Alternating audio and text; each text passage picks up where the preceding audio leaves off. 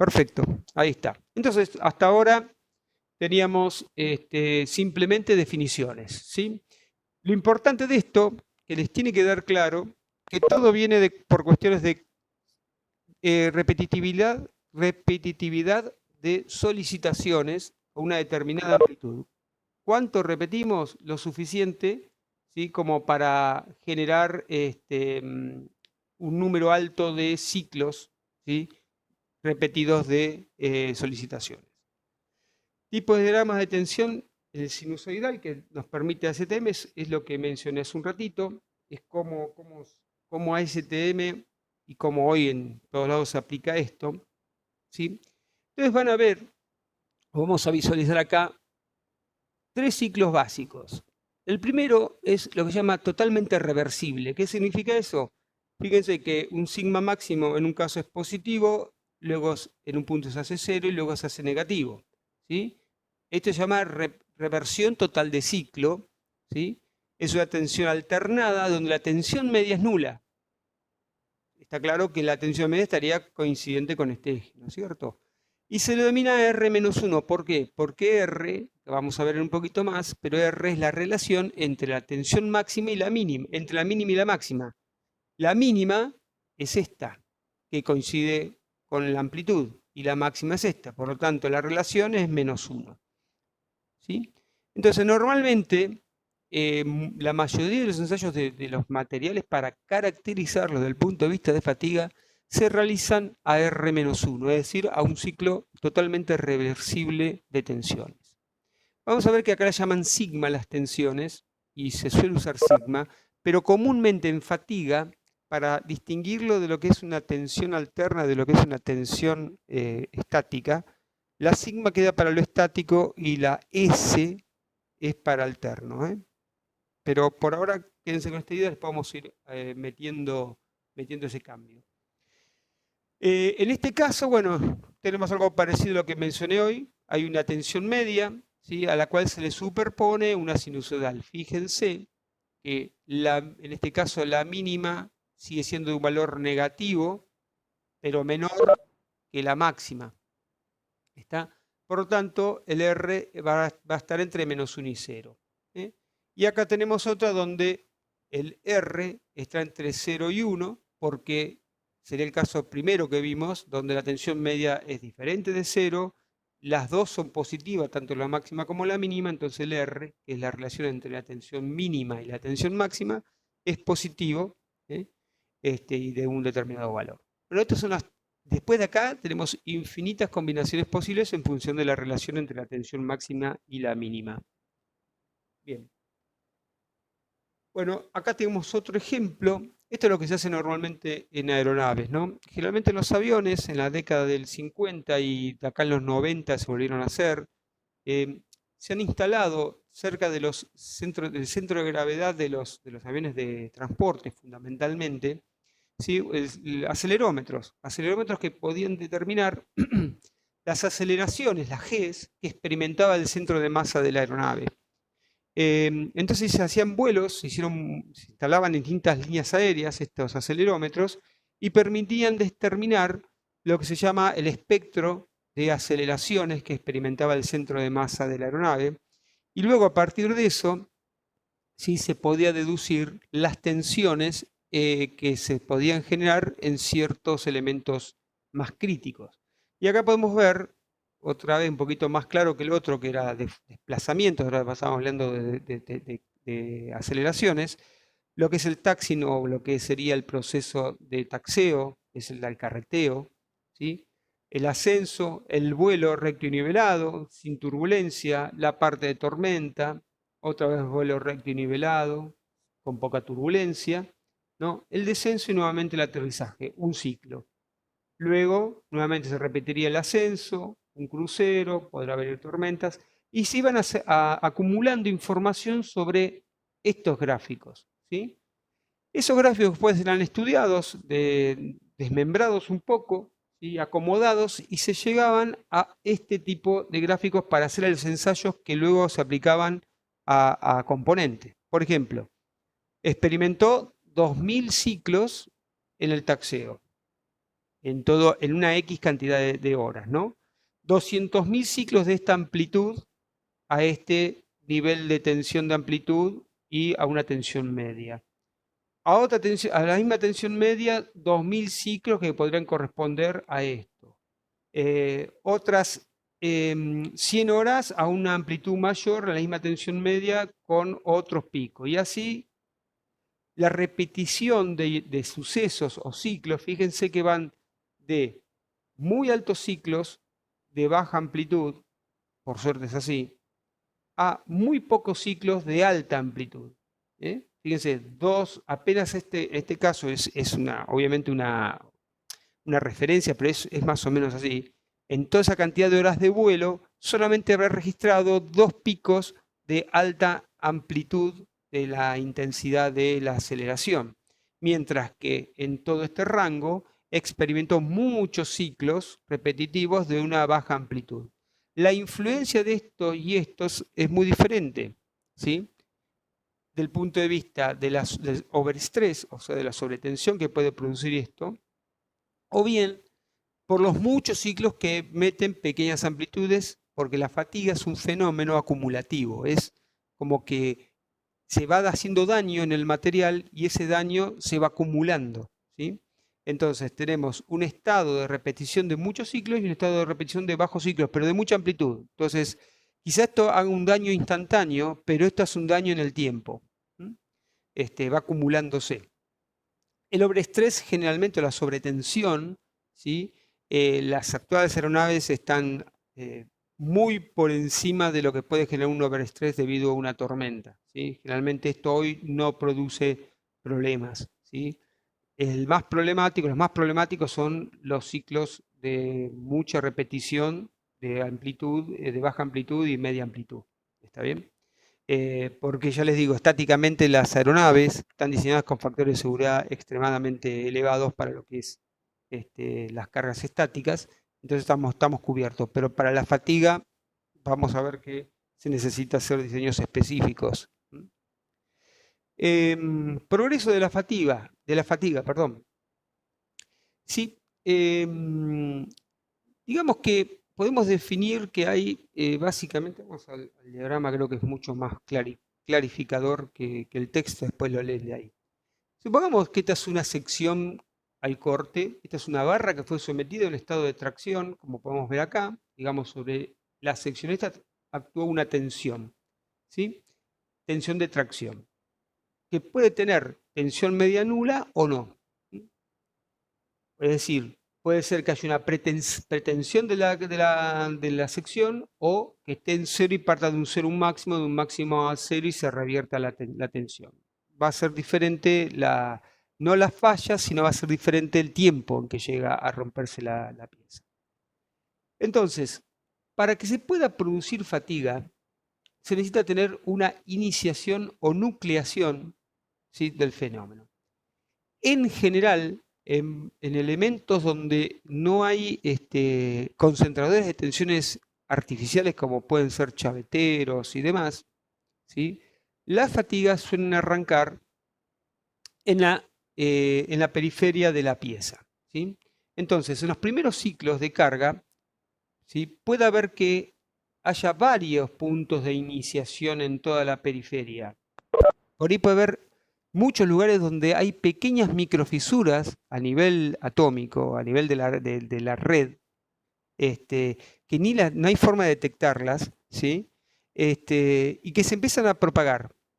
Algunas se desarrollan, es decir, avanzan, y otras no. Pero son muchos frentes.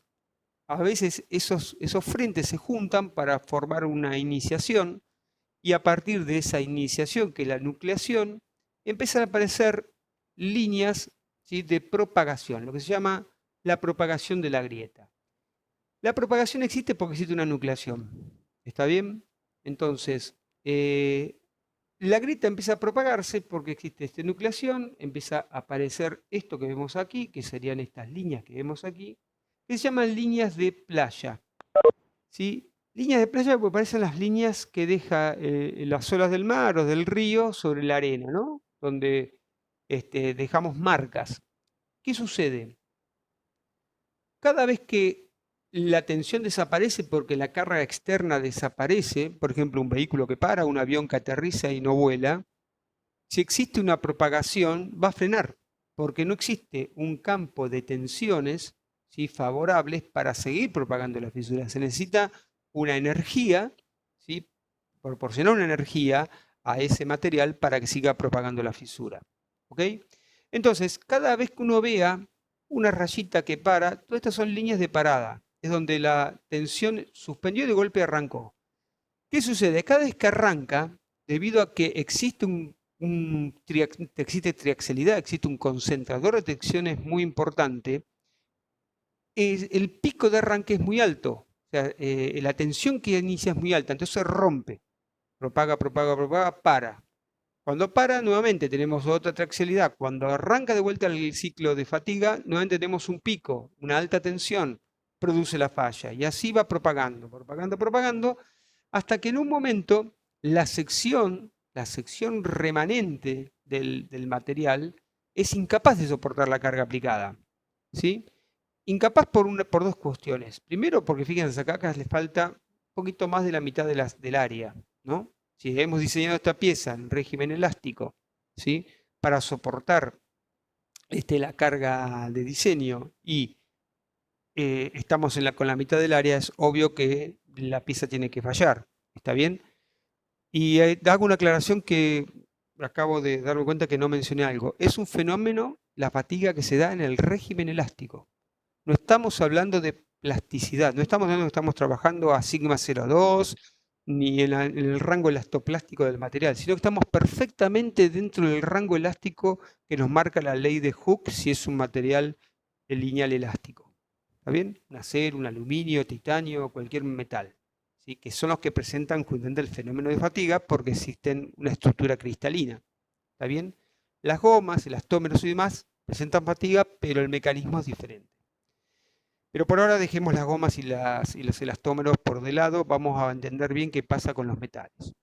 Entonces, llega una sección donde es incapaz de soportar la carga, pero aparte se da otro fenómeno, que ustedes seguramente lo conocen, es que si la carga está aplicada en el centro, como puede ser esto, en el centro del área esta, la sección efectiva ya no es un área, sino que es una porción de área, con lo cual, ¿sí?, no existe un estado total de tracción pura, como podría ser el caso cuando el área es entera, sino que existe flexión, producto de la simetría de la sección, y carga axial, combinación, aún peor para la sección.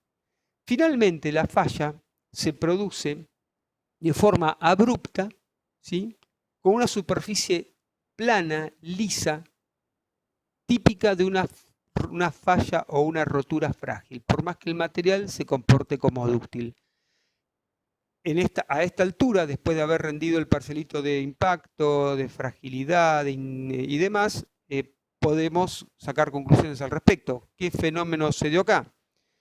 Hay un fenómeno de triaxialidad, hay un fenómeno de carga cíclica, que puede ser veloz, ¿sí?, dependerá de la frecuencia con que aplico la carga.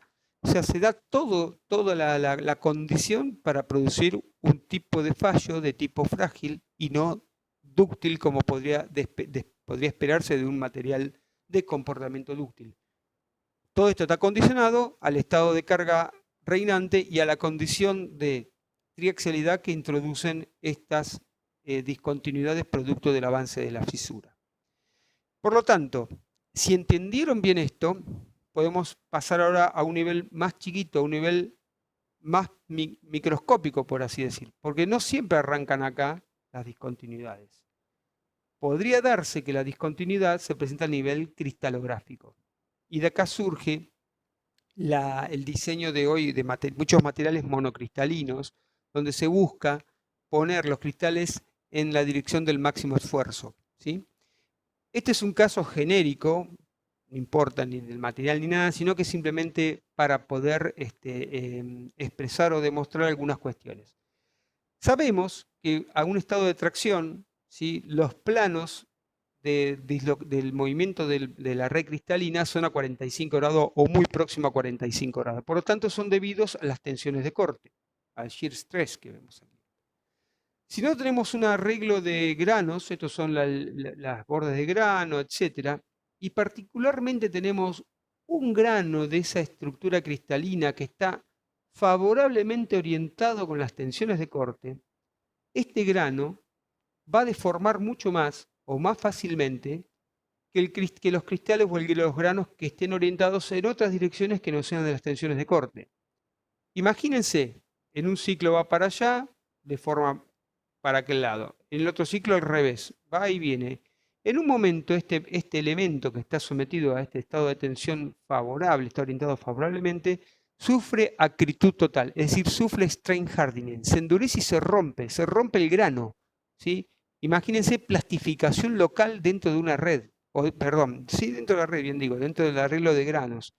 Entonces tenemos que en este medio hay algo que está plastificado y todo esto que está alrededor todavía está en régimen elástico, porque este no fue por el mismo camino que el resto, debido a su orientación particular. ¿Sí? Entonces, cuando este grano endureció y plastificó y en cierta manera rompió, es incapaz de tomar carga, sabemos que cuando un elemento llega a un régimen en plástico, no toma más carga, sino que solamente deforma. ¿Sí? Por lo tanto, ¿sí? Estos elementos que estaban en el elástico van a tener en su contorno un material plástico. Este que está en plasticidad va a empezar a generar tensiones en el borde de grano, ¿sí? Que van a empezar a hacer entrar influencia a los vecinos. Y así sucesivamente. Hasta que en un momento se tiene lo mismo que acá, nada más que en vez de arrancar de un borde, va a arrancar del centro. ¿Está bien? Esto se puede imaginar como este fenómeno como una barra gruesa y una barra finita, una barra B y una barra A la cual le aplicamos, están en paralelo, le aplicamos un elemento muy rígido que nos permite deformar de igual manera las dos, aplicar la misma carga a las dos, mejor dicho, no deformar, discúlpenme. Entonces, esta es la barra 1, fíjense, es el mismo material. Entonces, el sigma epsilon, que es esto, es el mismo para la barra B que para la barra A. Pero ¿qué pasa? Cuando este llega a un nivel de tensión, fluye. Mientras que este a ese nivel de tensión sigue en régimen elástico, a igual deformación delta. En el próximo ciclo, ¿sí? Cuando este se deformó, tomó esta deformación plástica, ¿sí? Elastoplástica, porque esto tiene una parte plástica y una parte elástica, este está totalmente elástico. Cuando este empieza a descargarse, ¿sí? Este hace un camino así, es este de acá. ¿Por qué? Porque plastificó, volvió paralelo a esta línea. Cuando llegó a cero, este otro aún no llegó a cero, está por la mitad del camino. Está en régimen elástico todavía, mientras que este está con tensión nula. Cuando este llega a cero, este otro se invirtió el ciclo, pasó de ser un ciclo positivo de tensión a ser un ciclo negativo de tensión. Si esto lo repetimos muchas veces, a este grano en particular o a esta barra en particular, va a producirse strain hardening, endurecimiento mecánico, y en algunos materiales, la mayoría de los aceros, esta tensión va a ir aumentando ¿se acuerdan como vimos que era por endurecimiento por deformación? Va a ir endureciéndose cada vez más y haciéndose como un material menos dúctil, o sea, con menos ductilidad y aumentando la tensión a la cual se produce la deformación. Esto es por endurecimiento. Eso se llama el ciclo de Bauschinger o un ciclo ¿cómo es? De histéresis, ¿sí? Que ustedes lo han visto. Los ciclos de histéresis en algunos materiales esa tensión va aumentando y en otras se llama monotónica y en otros disminuye la tensión. Si en el caso que aumentaran, es como que el material se torna cada vez más frágil, ¿sí? Aumentando su tensión máxima, hasta que en un momento se plastifica totalmente y la consideramos como roto. Sería el caso de este cristal favorablemente orientado. ¿Bien? Entonces, cuando tenemos estos casos así, el daño por fatiga no arranca desde un borde, sino que arranca, ¿sí? desde la misma estructura del material. Eso se controla, como dije antes, utilizando únicamente un sistema de fabricación de la estructura cristalina en forma monocristal. ¿Está bien? con control del cristal, del crecimiento del cristal. Para reforzar, y aquí paramos para que quieran hacer alguna consulta, para reforzar un poco el concepto esto del borde de la, imagina la misma probeta, imagínense el borde exterior, que sería este. Si tomo un pedacito, imagínense que esto es una pequeña fracción, ¿sí?, de una parte de la superficie, ¿sí? Esto es la superficie y esto es un pedazo de material. Si yo la saco de ahí y la analizo acá, tengo un lado libre. Este lado, el de acá atrás, el del otro y el de abajo, no están libres, están impedidos de deformar. Generalmente las caras libres tienen más posibilidad de tener deformaciones más grandes que las que están dentro del cuerpo del material, porque el cuerpo del material tiene campos que están en estado elástico, entonces acompañan la deformación, mientras que la cara libre esta no tiene nadie que restrinja de este lado la deformación. Entonces, altas deformaciones locales, ¿sí?, pueden producir también que se plastifique la superficie en algún punto y genere una nucleación. Como podemos ver, son varias maneras en que se puede producir una nucleación. En resumen, podemos tener nucleación por un efecto superficial de una entalla, por una orientación de cristal o por esto que estoy mencionando finalmente, que es una cara libre o un lado libre de una porción superficial que sufrió una deformación suficientemente elevada como para producir plastificación local de ese elemento pequeñito. Esto imagínenselo no con este tamaño, sino con algo muy pequeñito, ¿sí? Me refiero a una superficie muy, muy pequeñita, de una porción de bajo tamaño. Entonces, estos elementos todos contribuyen a la nucleación o para el inicio de la fatiga. Ok, ¿qué pasa si yo corto el ciclo de fatiga? Nada, no hay se nuclea, pero nunca avanza. ¿Por qué? Porque el campo de tensiones desapareció. Si yo lo cargo estáticamente, en un régimen elástico, no va a pasar nada. Va a pasar siempre y cuando yo esta tensión la haga fluctuar. ¿Está bien? Entonces la nucleación va a dar lugar a la propagación y finalmente de muchos siglos a la rotura. Bien, antes de pasar, a ver esto, bueno, esto para concluir, está bien. Esperen que concluyo con esto.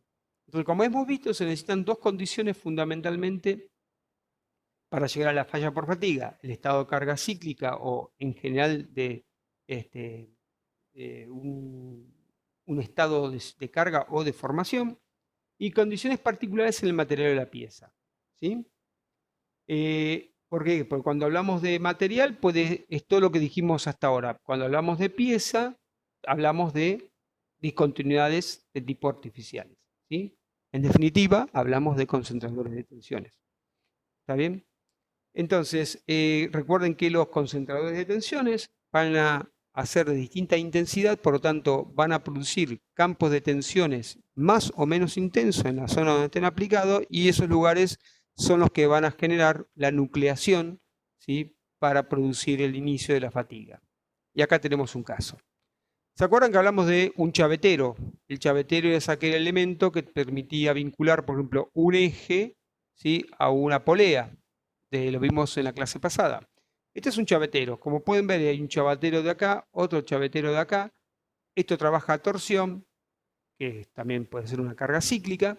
La cuestión que las líneas de playa, perdón, la nucleación arrancó en estos extremos, y acá las pueden ver, ¿ven? Avanzaron enfrente hacia el centro, avanzaron enfrente hacia el centro, terminaron rompiendo en forma rugosa en esta zona un arrancamiento o una rotura de tipo frágil bien típico de un ciclo de fatiga. Es decir, acá se evidencia claramente que hubo fatiga porque están las líneas de playa, arranque y parada, ¿sí?, dos frentes, porque arrancó acá y arrancó acá, con un final de falla abrupta, en forma frágil, con una superficie rugosa. Indiscutiblemente es fatiga. Y acá podemos ver algunos diagramas típicos de lo que son. Este se correspondería con este, podría iniciar acá, o también podría ser este, ¿sí? Son diferentes formas en donde se pueden generar avance de la fatiga. Así que bueno, esto para que les quede claro los lugares donde podemos empezar a iniciar los puntos de fatiga. Paramos un segundito, así alguno que tenga alguna duda, no la cargamos hacia el final, porque después se olvidan. Miren lo que sigue, bueno, eso te dibujo más, son ejemplos, así que podemos parar acá un cachito. Preguntas. ¿Se escucha bien? ¿Se entiende? ¿Voy muy rápido?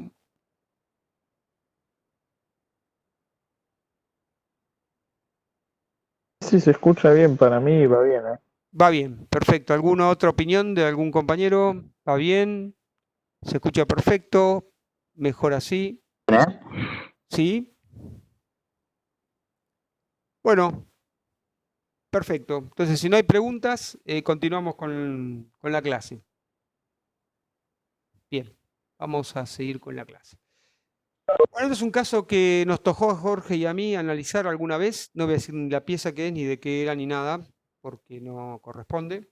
Pero sí que era de una pieza de titanio grado 5 y que fue mecanizada. O sea que tenía, mecanizado significa que tenía un trabajo para cumplir función la pieza, desde alojamiento de un rodamiento y demás. Era de titanio, como les decía. Y esto que ustedes ven acá es la terminación superficial de la superficie, valga la redundancia, de la superficie. ¿Sí? Esto que ven no es fisura. Claudia, Esto que, disculpa que te interrumpa. sí, Hay una pregunta ahí en el chat. veo, disculpe, en el caso de los monocristales es conveniente que estén orientados 90. Sí, sí, porque si vos lo orientás en la dirección preferencial de la carga, va a producirse la alta deformación de ese cristal, entonces lo vas a obligar a que fluya más rápidamente. ¿Sí? Con respecto a las tensiones de corte, cuidado, recordá que son cortes, no es. Si la carga aplicada es tracción, las tensiones de corte van a aparecer a 45. Si es torsión, también van a aparecer a 45. Entonces tendrás que orientar los cristales de tal manera que estén perpendiculares a la o más o menos, a las tensiones de corte, ¿sí? No a la carga aplicada. Cuidado, no confundir. Una cosa es la carga, la deformación, la carga P, el momento torsor o lo que sea. Y otra cosa es la tensión que me produce la deformación de la red cristalina, que son tau, tensiones de corte. Cuidado con eso. ¿Está claro?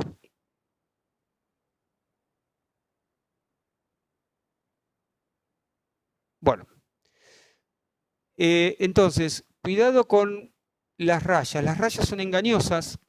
Las rayas son justamente eso, discontinuidades muy finitas producidas por la herramienta de corte, cuando uno desbasta un material. Ok, bárbaro. Y acá sí se ve una discontinuidad. ¿La ven? Es irregular. Ven que es como un ida y vuelta. Esto el ojo entrenado, esperemos que podamos hacer algo en no destructivos. El ojo entrenado justamente puede observar o distinguir o diferenciar entre una raya, producto del mecanizado, respecto de una discontinuidad, fisura, producto de la operación en servicio, ¿no es cierto? Bien, en el aluminio, en las aleaciones de aluminio y en los titanios, es bastante difícil a veces verlo a ojo desnudo, o sea, sin ninguna instrumentación, y a veces se puede llegar a confundir. En los aceros es bastante más amigable la visualización. Esto está aumentado 200, fíjense, este tamaño son 200 micrómetros, o sea, es una ampliación muy grande, ¿sí?, de la discontinuidad. La cuestión que el material, debido a estas discontinuidades, produjo, y al estado de carga actuante, produjo una fisura. Esa fisura, cuando uno rompió la pieza, la abrió a propósito para ver cómo se había propagado, es decir, cómo estuvo en la dirección perpendicular. Esto estamos viéndolo de arriba, imagínense ahora en profundidad. Entonces, ¿qué hago? Rompo la pieza transversalmente y la pongo de costado. Esta sería la vista de costado. Estas líneas que acá se ven en grisecito y que están marcadas, magnificadas con el rojo, ¿sí? Son las líneas, ¿sí?, de avance que tuvo la fisura, producto del estado de fatiga. Es decir, cómo fue cortando el material, no llegó a pasar hasta el otro lado del material, pero tenía su buena profundidad. Esto está asociado entonces a estos concentradores de tensiones que son la terminación superficial, que va a ser uno de los factores que vamos a estudiar un poquito más adelante. Acá tenemos un cigüeñal de un motor.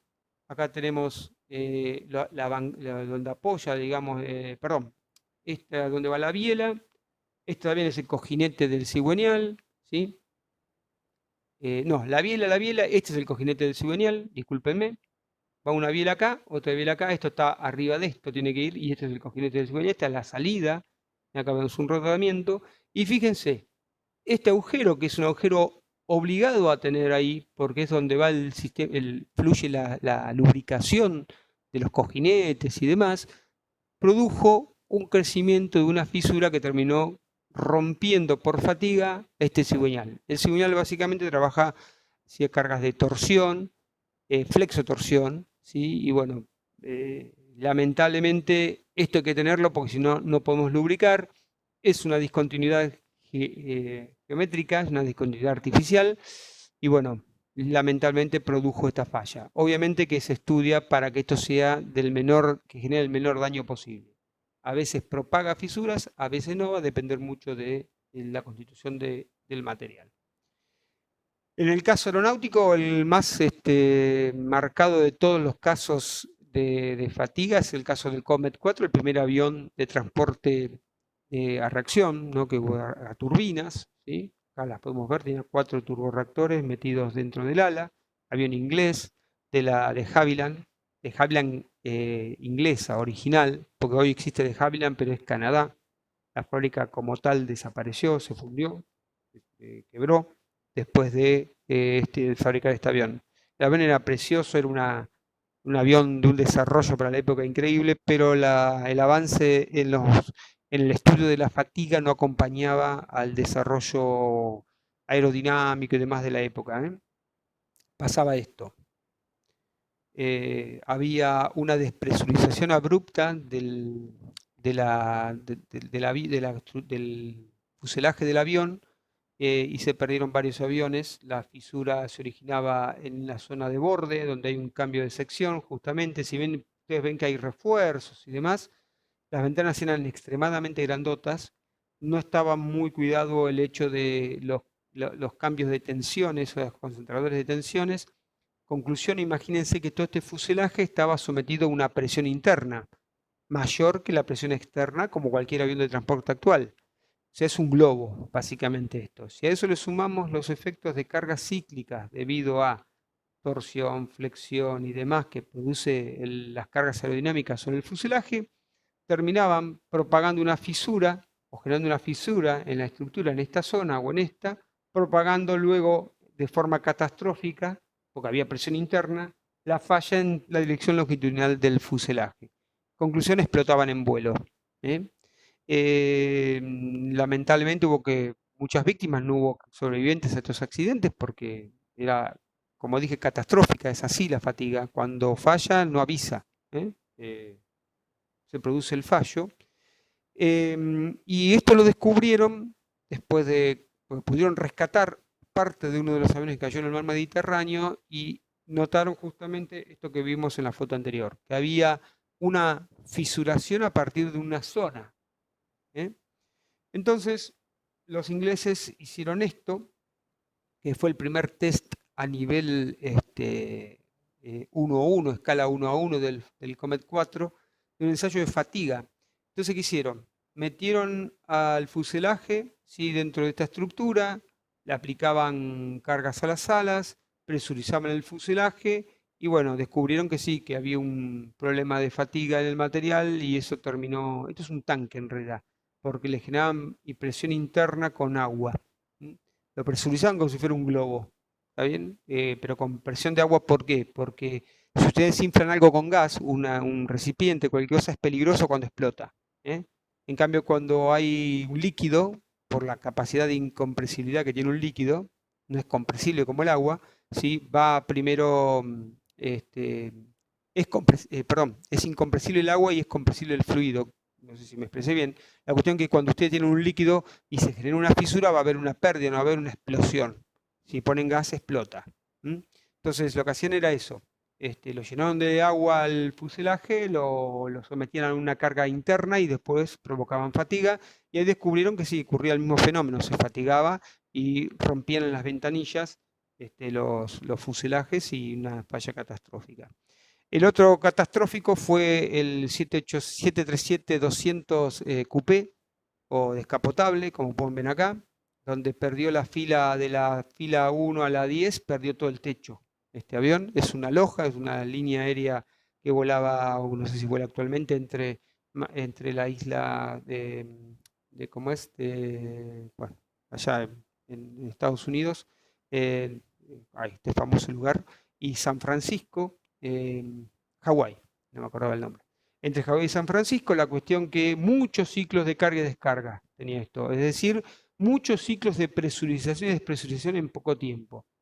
Conclusión, en el vuelo perdieron el techo, perdieron las azafatas, la gente que quedó atada o que estaba con su cinturón de seguridad, obviamente pudo escapar del problema, los que no, volaron.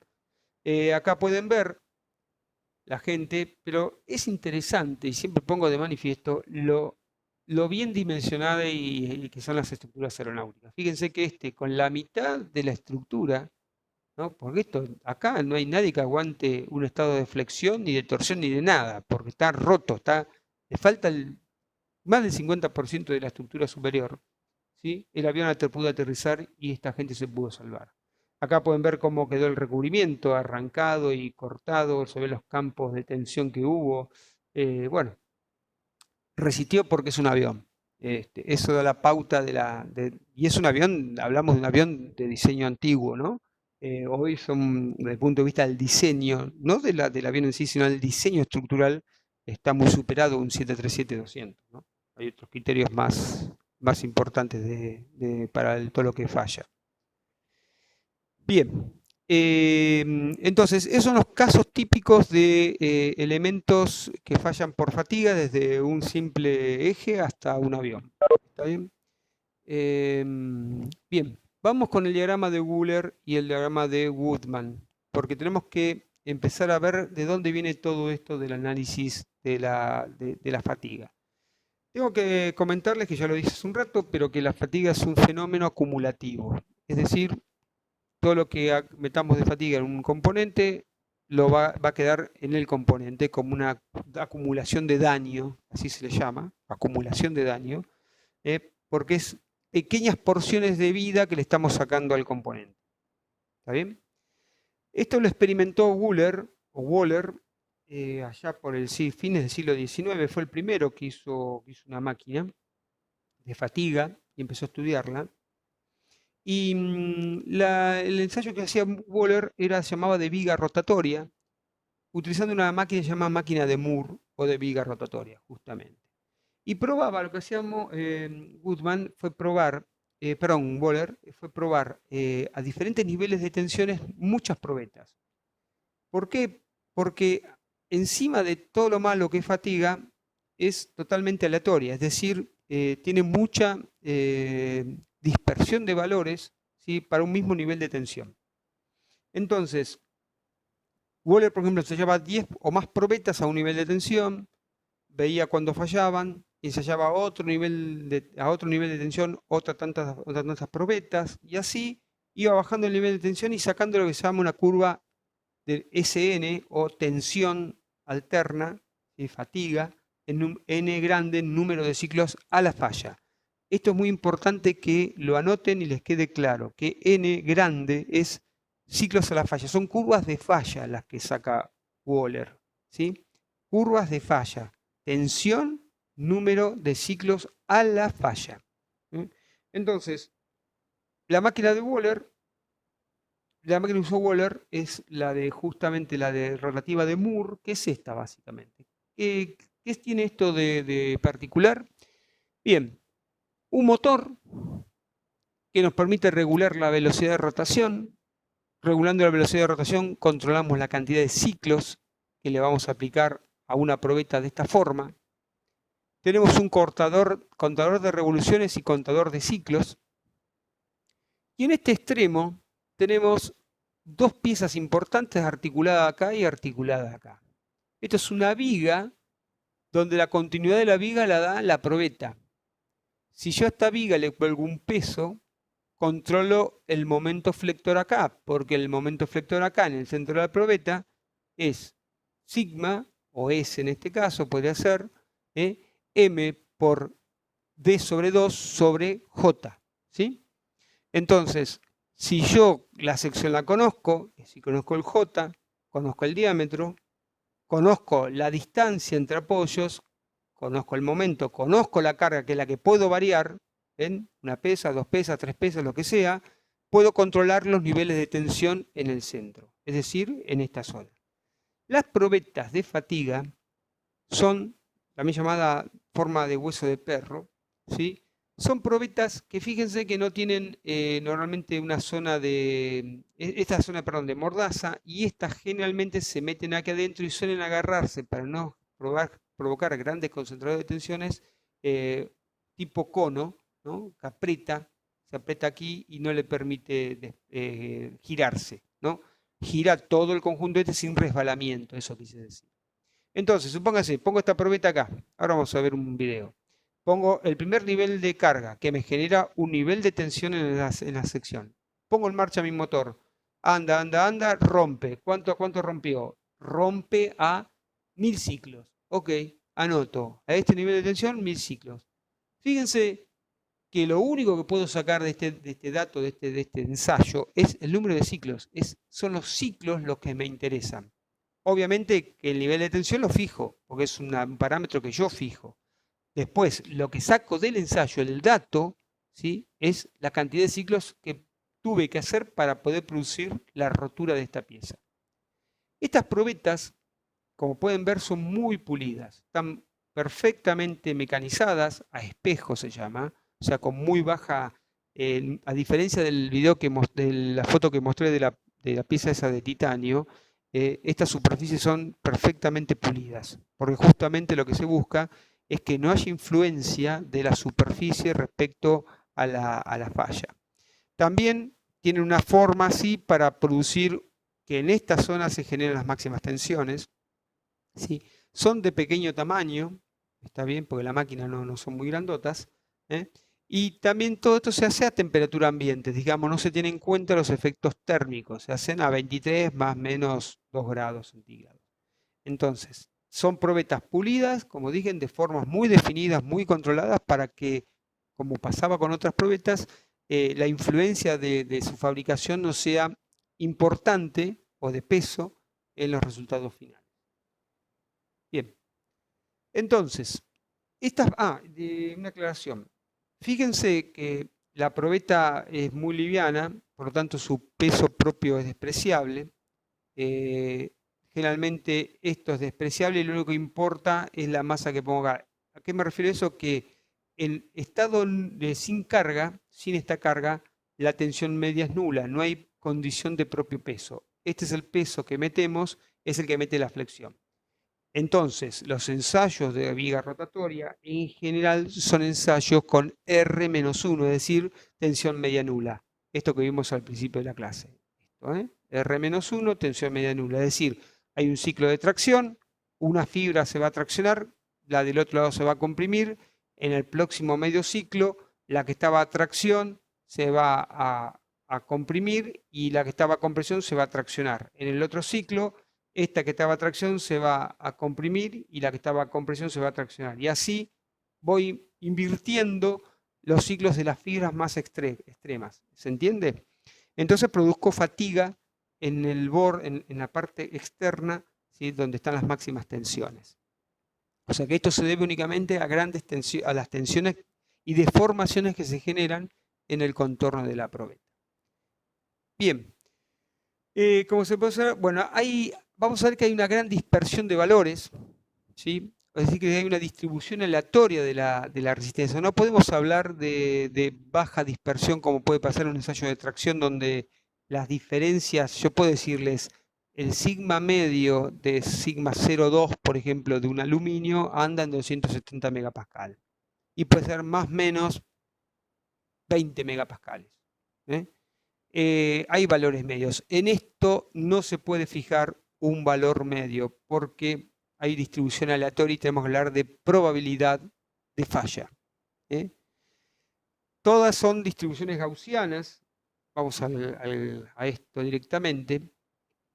Esto es curva DS, número de ciclos, donde a un nivel alto de tensión, generalmente aquí todos los diagramas arrancan en 0,9 de la tensión última del material de atracción. Es decir, 0,9 de la sigma última o sigma máxima. Arrancan ahí, que estamos hablando de parte plastificada, entonces tenemos pocos ciclos que aguanta la pieza porque hay una parte plástica y una parte elástica.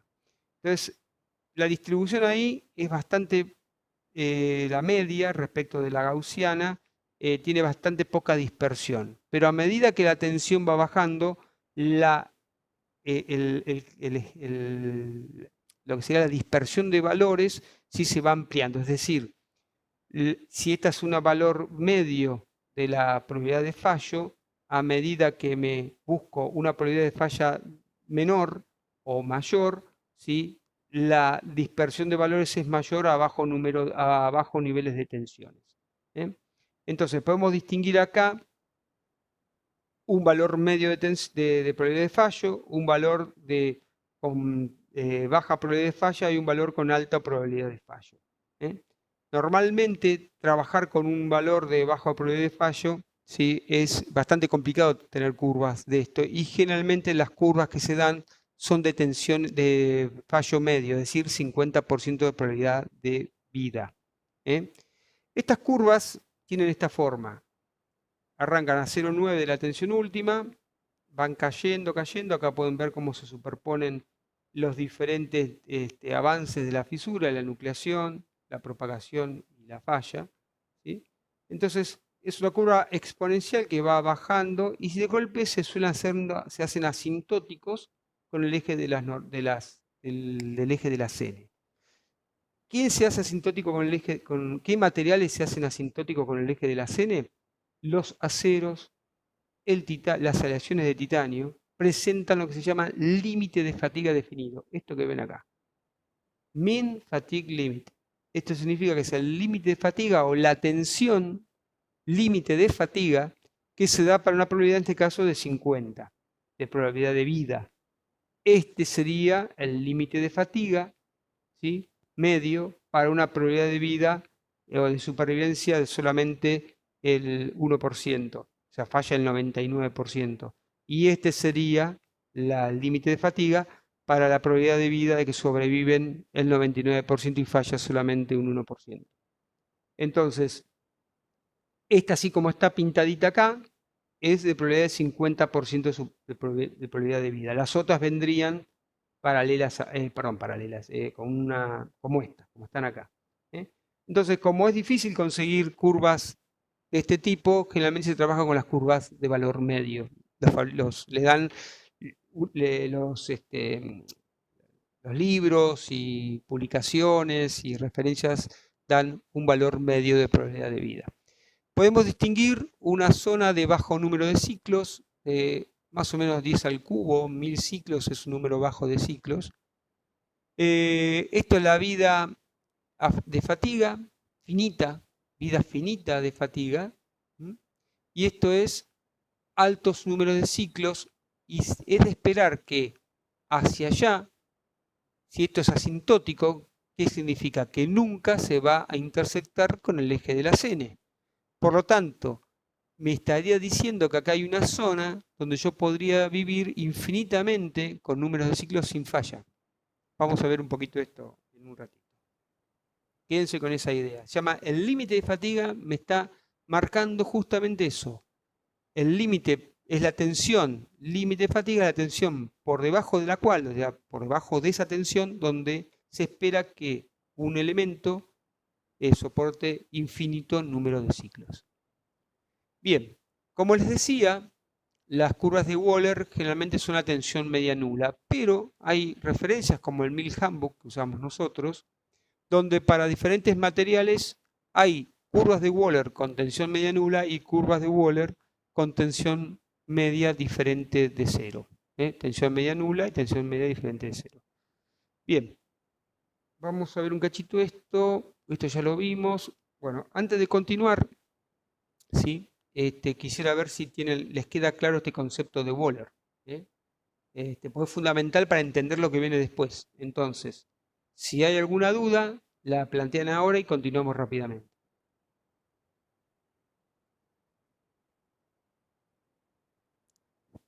Como un resumen, Wöhler es muchas probetas ensayadas a diferentes niveles de tensión, de un valor más alto, que es casi el valor de la tensión máxima, ¿sí? Es 0,9, fíjese, el 90% de tensión máxima, la tensión última o máxima a atracción, que le van bajando el nivel de tensión de esa máxima, después bajan un nivel más bajo, un nivel más bajo, un nivel más bajo, y por cada nivel de tensión ensayo muchas probetas.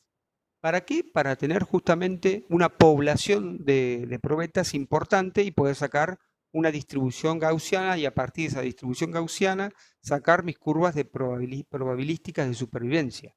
Del 50, del 10%, del 90% o del 99% o del 1%. ¿Se entiende?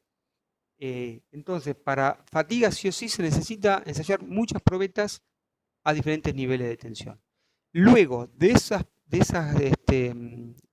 curvas que obtengo son curvas tensión, número de ciclos a la falla. No se olviden de eso. N es número de ciclos a la falla. ¿Está bien? Y de esas curvas podemos sacar uno de los datos importantes, es este que acabo de mencionar, el límite de fatiga. Es decir, una tensión para un valor medio de vida, 50%, que si tomo ese valor de límite de fatiga, voy a esperar que todas las tensiones por debajo de ese nivel, el 50% de las probetas, ¿sí?, van a sobrevivir y van a experimentar infinito número de ciclos. El otro 50% no, porque justamente es un 50%, ¿se entiende? Entonces, si yo tomara la supervivencia más grande, que solamente el 1% falle, que sería la curva esta de más acá, entonces estaría aquí abajo, entonces diría, bueno, de acá para abajo, mi límite de fatiga, cualquier tensión que esté por acá abajo, solamente el 1% va a fallar y no va a presentar vida infinita a fatiga. ¿Se entiende? Es cuestión de probabilidades. Ya sé que no es un tema muy lindo, pero bueno, esto es probabilidades. No hay otra cosa que... No se puso otra metodología. ¿eh?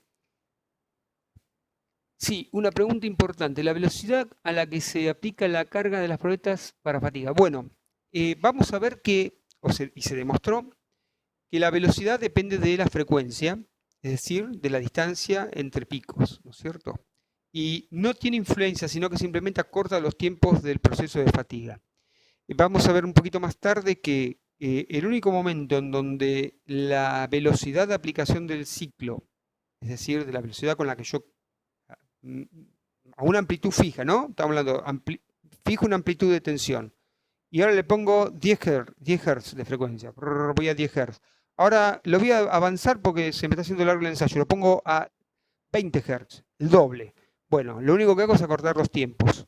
Ahora, si en todo ese ensayo de fatiga yo le pongo un medio que no sea el medio ambiente controlado, le pongo, por ejemplo, un nivel un ambiente corrosivo, ¿sí? Por ejemplo, de nitrógeno, perdón, de hidrógeno, o un ambiente donde hay la corrosión puede afectar el comportamiento del material. Bueno, ahí sí no es lo mismo un alto número de ciclos, perdón, una frecuencia alta de ciclos que una frecuencia baja de ciclos. Ahí sí afecta la velocidad del ciclo. En general, se ha demostrado que para probetas a temperatura ambiente en un medio controlado, sin corrosión o con baja corrosión, no hay influencia. No, de nada. ¿Alguna otra pregunta? Continuamos. Bueno, nuevamente definiciones, chicos. Esto para que lo lean es simplemente lo que venimos hablando. ¿Sí? Tensión máxima ya la definimos, la tensión mínima también la definimos, la tensión media es la suma de la máxima, la mínima sobre 2, como cualquier valor medio de tensión o de valor medio que ustedes definirían. Tensión de amplitud es la tensión máxima, ¿sí? Si le restamos la mínima y la dividimos por 2, tenemos la amplitud de la tensión, ¿sí? El rango de tensiones es la máxima menos la mínima. O sea, fíjense que si yo esto lo paso para acá abajo, es sigma A, o la máxima menos la mínima es igual a 2 veces la amplitud de la tensión. Y la relación de tensiones, que es R sigma mínimo sobre sigma máximo, que es la relación que venimos hablando hace un rato, R menos 1, por ejemplo. Esto es cuestión de práctica y lo vamos a ir viendo en la práctica, cuando veamos justamente la práctica, la aplicación de estas fórmulas. Acá tenemos unas típicas curvas de fatiga de un aluminio 2024T3, sacadas del Metal Handbook, donde podemos ver la tendencia de las curvas de fatiga. Fíjense que acá aclara que son tensiones máximas, ¿sí? Y no es la amplitud de la tensión, es la sigma máxima o la S máxima es esta, en KSI. Y acá les dice que el stress ratio, es decir, el R, ¿sí? Es menos 1, menos 0,8, ahí menos 0,6 creo que dice, menos 0,3, 0,02, 0,4, 0,5. Bueno, todos presentan límite, donde está acá la liñita esta, es que empieza el límite de fatiga, es decir, límite de fatiga para un eso son de curvas de valor medio de vida, un 50%. Entonces, todo esto me está indicando que los niveles de límite de fatiga de la curva correspondiente. La redondita es un R-1, es decir, esta curva que vemos acá, ¿sí? Fíjense que es una escala logarítmica esta, ve que son puntos dispersos, miren, estos redonditos, son todos puntos dispersos. Bueno, esta sería la media, ¿está bien? Entonces esta es la reversión total del ciclo, la R-1. Esta es otra curva de un 4130, un clásico acero, donde volvemos a tener una curva R-1 que tenemos aquí, ¿no? Donde alrededor del orden de los 10 a la 7, 10 a la 6 ciclos, se espera tener infinitos números de ciclos para una probabilidad de supervivencia del 50%. Stress ratio nuevamente, menos 1, menos 0,6, menos 0,3, 0,02. Fíjense que todos dicen longitudinal direction. En el anterior también decía longitudinal direction. ¿Por qué? ¿Se acuerdan en la primer clase que di? Hablé de la dirección preferencial de los granos, orientación del grano por el proceso de fabricación. Bueno, no es lo mismo la resistencia a la fatiga, como tampoco es la resistencia a la tracción, del material en la dirección del laminado, por ejemplo, que en la dirección transversal al laminado, si es una placa, o de extrusión si es un larguero, ¿sí? Acá pasa lo mismo, no es lo mismo la curva de fatiga de una pieza hecha para la dirección longitudinal del proceso de fabricación que en la dirección transversal. Por eso está aclarado ahí abajo, longitudinal direction. Vamos a ver si, y ya después vamos a un videito y vamos a tomar un descanso en un rato, así estiran los pies, toman un café. Pues vida en fatiga N, como les dije, es el valor de rotura y es lo que medimos directamente de un ensayo, ¿sí? La probabilidad de vida, también hablamos de esto. Los ciclos de resistencia, fíjate que los ciclos de resistencia se llama con N chiquita, es porque no implica que sea falla, sino que resistió tantos ciclos, ¿sí?, a un nivel de tensión y nunca llegó a la falla. A ver, vamos a ver si podemos agarrar este gráfico. Si yo, por ejemplo, digo, lo cargué con, esto es 20, 40, 60 y llegué a 10 a la 7, a 10 a la 4, perdón, 10.000 ciclos. Bueno, esto me está diciendo que mi resistencia es de 60 60 KSI, me resiste 10 a la 4 o aguanta 10 a la 4 ciclos y no hay falla.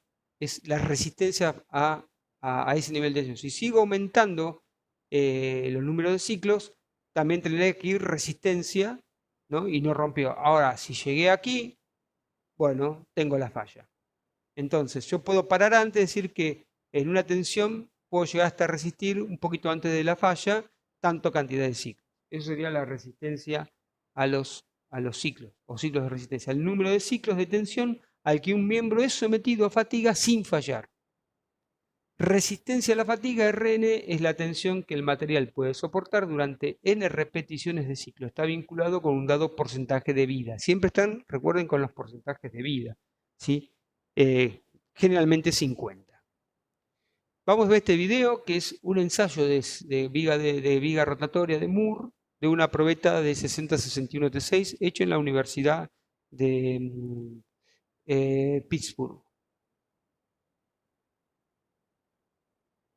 Bueno, está protegida, las dos mordazas, el motor eléctrico. Ahí están dando esa vibración. Estas las dos bielas, acá abajo está, no muestran, pero está la pesa, pasan para abajo.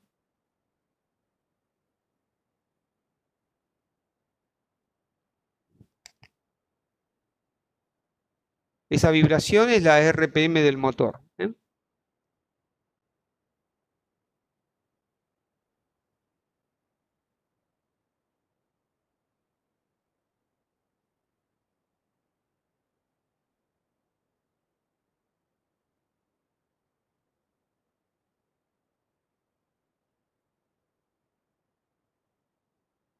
Cambia el ruido, falló.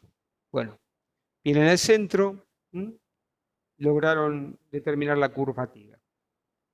Esta ya no es una curva no es un ensayo sobre el material, sino es un ensayo sobre un componente. Como lo de los aviones, tengo un video, pero es medio largo y es viejo, no encontré videos nuevos. Esto es de cómo se diseñan algunos componentes de bicicletas, de mountain bike, que están sometidos a justamente cargas cíclicas. Pero vamos al ensayo del test de fatiga. Bueno, ven cómo van por terrenos totalmente escabrosos y demás, aplicándole cargas cíclicas todo el tiempo a los manubrios y a demás partes, ¿no? Un overstress. Los resortes también trabajan a fatiga porque son cargas cíclicas. ¿eh? Producen otro tipo de falla, es a nivel de 45 grados. Este elemento también va a sufrir fatiga, sería la cigüeñal del compresor. Estos son más tranquilos, no les dan tanto golpe porque las pistas son lisas. Pero hay cargas cíclicas en los pedales. Acá tenemos una carga cíclica repetitiva. Realmente rompemos ahí el eje S.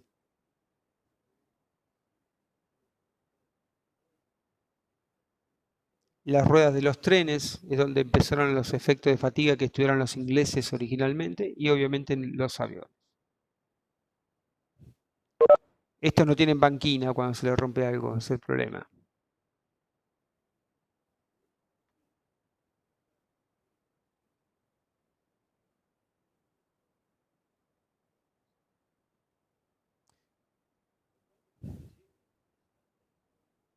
Bueno, acá esto es relativo, les quería poner de manifiesto esto, porque acá hay un estado de carga de plastificación. Igual son ciclos muy extremos, ¿no? Imagínense que lo fracturó, pero porque lo metió también en un estado de fatiga, de plasticidad importante. Acá tenemos las palancas de los pedalines, un resorte roto por torsión cíclica, estos elementos de educación física, ejes, y vaya. Lamentablemente no estamos en la facultad para que les pueda dar materiales, ¿no? Pero hay muchos materiales que tenemos de ejemplo de fatiga. Los ejes.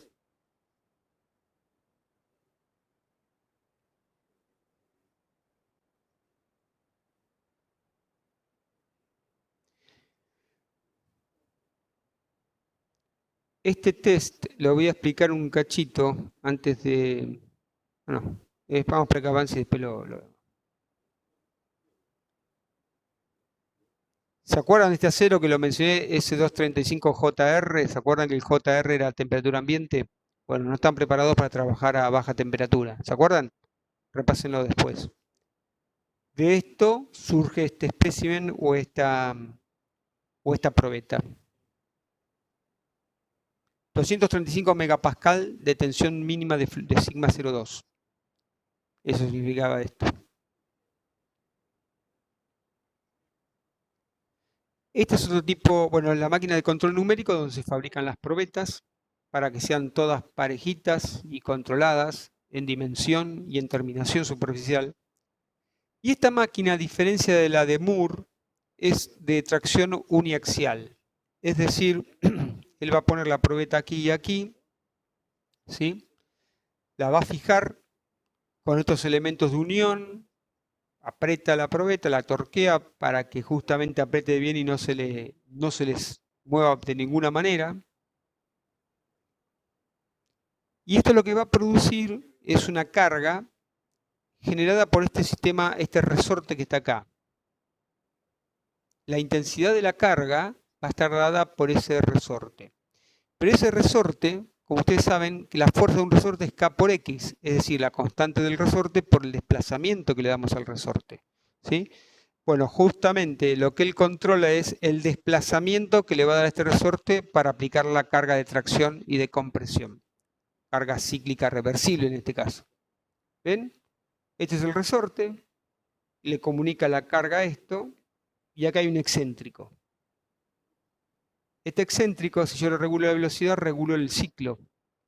Y la masa esta me produce un desplazamiento de esta masa, ¿sí? Que me genera una fuerza sobre este resorte, por lo tanto, una fuerza aquí.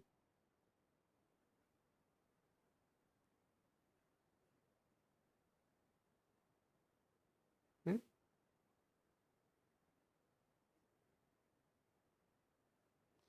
En vez de ser un sistema hidráulico que podría hacer esto, puede haber un pistón acá, esto lo usan un sistema electromecánico, por así decir, para producir la carga. ¿Ve que va rápido, la frecuencia? Acorta el tiempo de ensayo.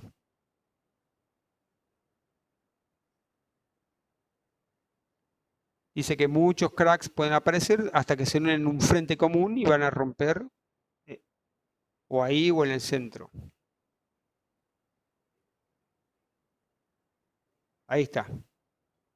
Ahí cortó. Entonces, al nivel de carga que marcó o que seteó a través de esta fuerza del resorte y la masa, sacó el número de ciclos a la falla.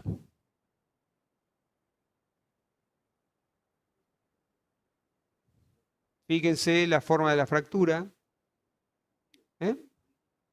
Un arrancamiento bien frágil. Propagación. Perdón, al revés. Propagación, discúlpenme. Propagación y fractura final. Frágil.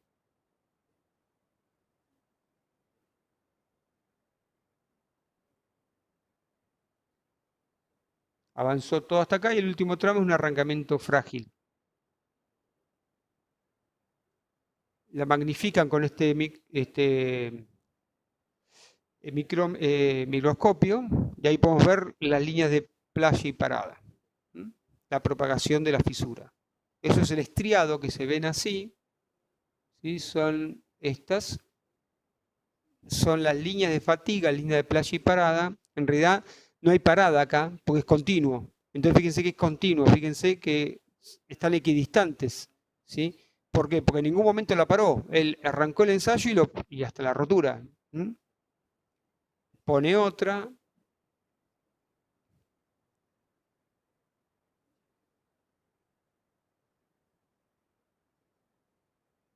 Nuevamente hace el ensayo, cambia o el mismo nivel de tensión u otro nivel de tensión, no sé qué está haciendo ahí.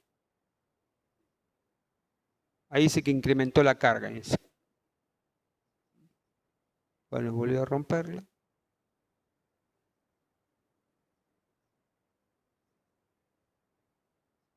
Sí, está bajando la tensión. Ahí por habló de la carga, los kilonewtons que está aplicando.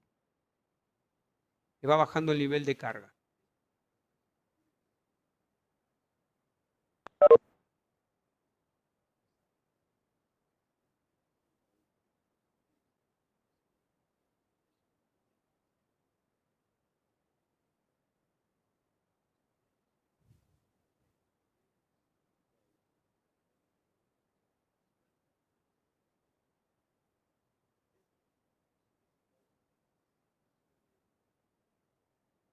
Este es el ciclo de, como vimos hoy, tensión media nula, el ciclo de tensión, positivo o negativo. Esto es lo que venimos definiendo para llevar al diagrama SN.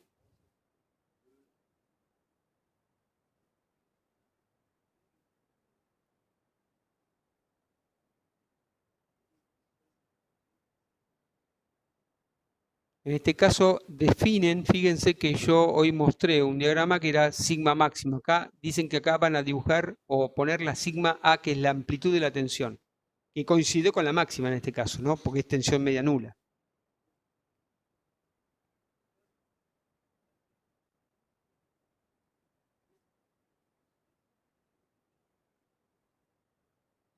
Ahí está el primero que rompió 248 pascal, en megapascales.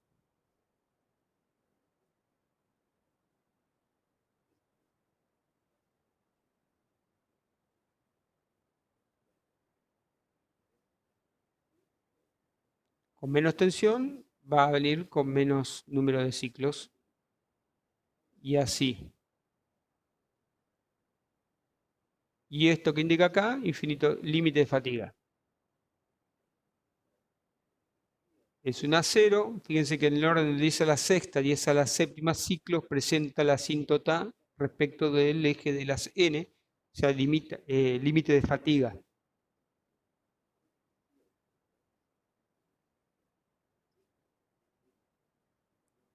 Lo llama fatigue limit, lo llama a esta sigma. Nosotros lo vamos a llamar así.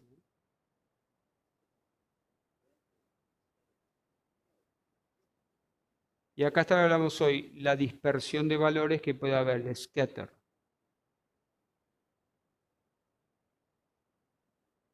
Ahí lo que hicieron fue caracterizar el material, lo que no implica que la pieza soporte los mismos ciclos.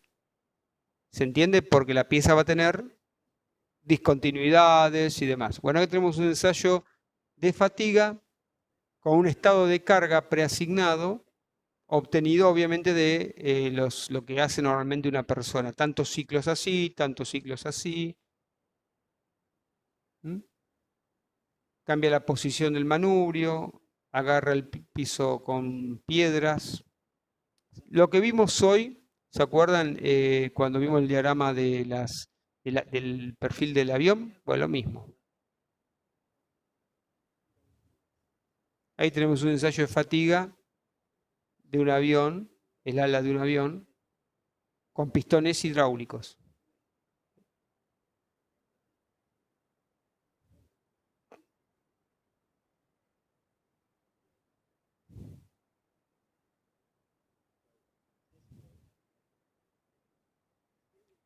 Estos son los principales, los ejes de los trenes son uno de los elementos que sufren fatiga. Esto es un ensayo de ultrasonido, donde están viendo 6 fisuras en la parte interna del eje.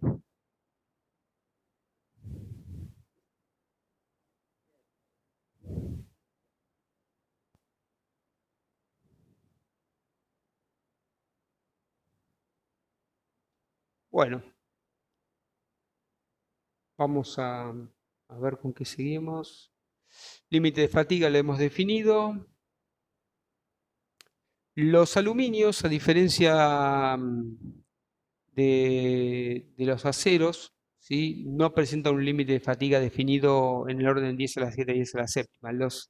Generalmente las aleaciones de aluminio, ¿sí? Presentan un límite de fatiga, o se lo toma como límite de fatiga en 50 por 10 a las 7 ciclos. O sea, si estamos hablando de un orden de magnitud más que en el acero, pero en realidad no tiene un comportamiento asintótico con el eje de las n. ¿Sí? Un segundito, quiero ver cómo vamos. Sí, vamos a parar un cachito acá. Así nos metemos ya con las partes de correlaciones de valores.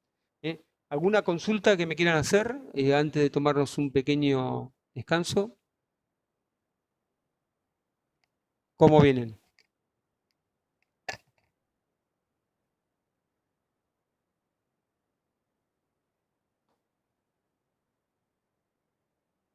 ¿O los dormí? No, va bien, va bien. Va bien, Claudio.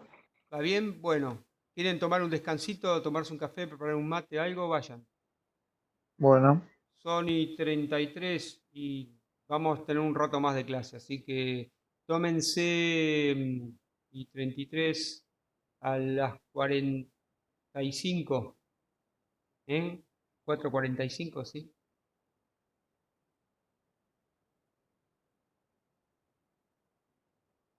Podés cortar el video y después lo retomás, Sí, así sí, no sí, queda tan sí. largo. Pero quiero saber si quieren entrar en descanso, por eso. Dale, buenísimo. Listo, descansito.